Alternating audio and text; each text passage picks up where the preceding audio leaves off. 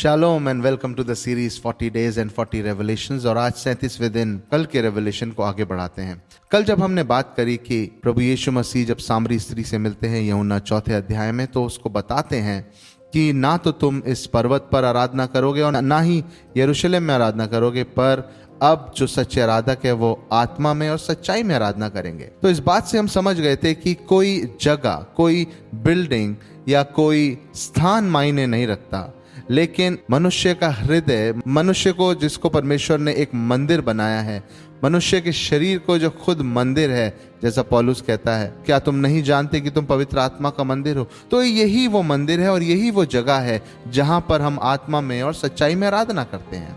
और इसीलिए जब यीशु मसीह सामरी स्त्री को सिखाते हुए बोलते हैं तो वो यही बता रहे हैं कि कोई जगह इंपॉर्टेंट नहीं है, पर जरूरी यह है कि तू जान ले कि आत्मा में और सच्चाई में करना है।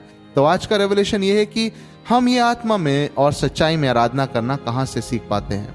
हम ये सीखते हैं जब हम संतों की संगति में होते हैं या हम विश्वासियों की संगति में होते हैं, क्योंकि यीशु मसीह ने कहा जहाँ 2 या 3 मेरे नाम से इकट्ठा होते हैं मैं वहाँ हाजिर होता हूँ।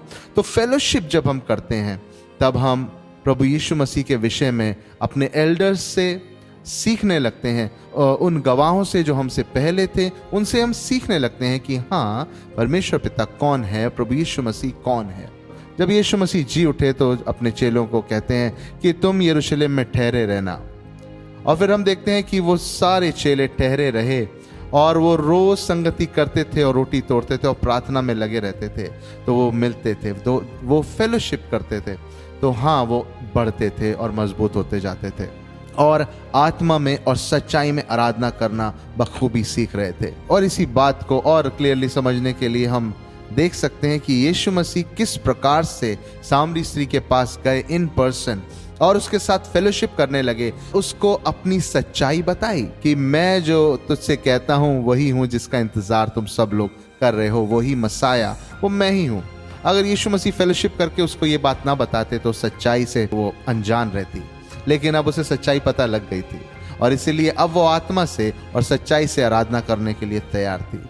और वही आराधना के भाव में, वही खुशी के भाव में वो भागती है और सभी लोगों को प्रभु यीशु मसीह के विषय में बताती है कि एक है जिसने मेरे विषय में सब बता दिया, यही वो भविष्यद्वक्ता है, यही वो मसाया है जो आने वाला था। और यही मेरे प्रियो हम देखते हैं, जब हम फेलोशिप करते हैं तब हम सच्चाई को जानते हैं, जब हम फेलोशिप करते हैं तब हम आत्मा को पाते हैं, जब हम फेलोशिप करते हैं तब हम आत्मा में और सच्चाई में आराधना करना सीखने लगते हैं। और फिर हम अपनी कोठरी में जाकर हम आत्मा और सच्चाई से आराधना, आत्मा और सच्चाई में प्रार्थना कर लिया करेंगे। तो इसलिए बहुत ज़रूरी है कि हम फेलोशिप में आए, बहुत ज़रूरी है कि हम संगति में आए। कोई बिल्डिंग इंपॉर्टेंट नहीं है। यीशु मसीह ने कहा जहाँ 2 या 3 मेरे नाम से इकट्ठे हो जाएं।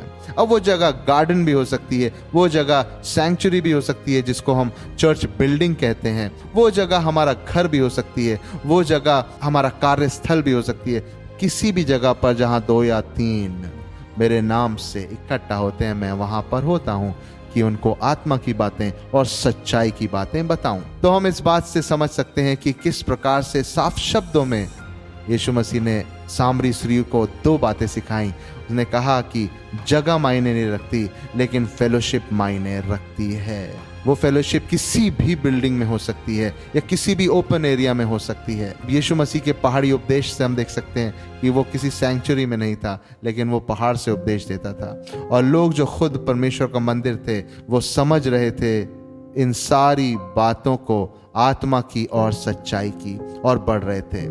तो आज मेरे प्रियो हम भी प्रभु यीशु मसीह में ऐसे ही बढ़ें और आत्मा में और सच्चाई में आराधना करना हमको ज़्यादा इम्पोर्टेंट लगे।